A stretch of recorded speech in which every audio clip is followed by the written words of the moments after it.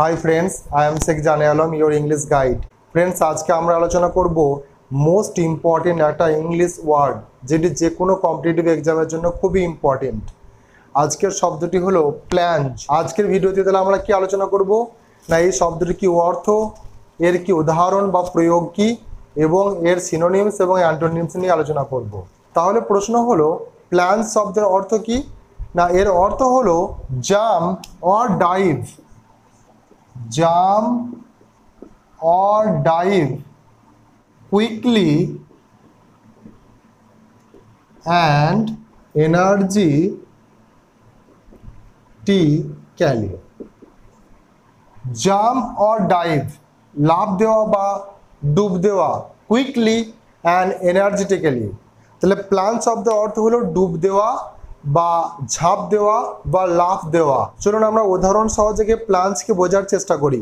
প্ল্যাঞ্জ মানে কি বললাম না, ডুব দেওয়া বা ঝাঁপ দেওয়া, কোনো কিছুতে নিমজ্জিত হওয়া। ধরুন আমি একটা সুইমিং পুলে ঝাঁপ দিয়েছি, তাহলে তার ইংরেজি কি হবে? I plunged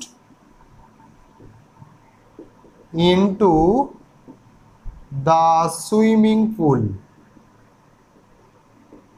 swimming pool. আবার আমরা কোনো একটা প্রজেক্টকে গভীর মনোযোগ সহকারে করছি, তাহলে ইংরেজি কি হবে?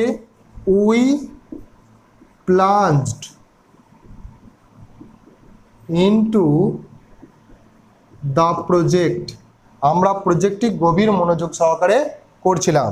যদি কোনো ব্যক্তি গভীর চিন্তায় পড়ে যায় তাহলে আমরা বলতে পারি হি plunged into depression। তাহলে সে গভীর চিন্তায় মগ্ন হয়ে গেছে। আবার এটাকে আমরা পজিটিভ অর্থেও ব্যবহার করতে পারি, she plunged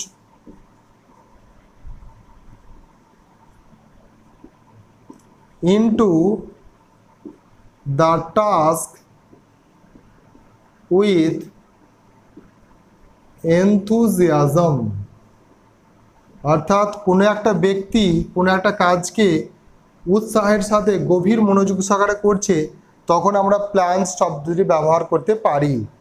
তাহলে প্ল্যাঞ্জ শব্দ থেকে আমরা কি জানতে পারলাম? এর অর্থ হলো ডুব দেওয়া বা ঝাঁপ দেওয়া বা নিমজ্জিত হওয়া। তাহলে এর সিনোনিম কি হতে পারে?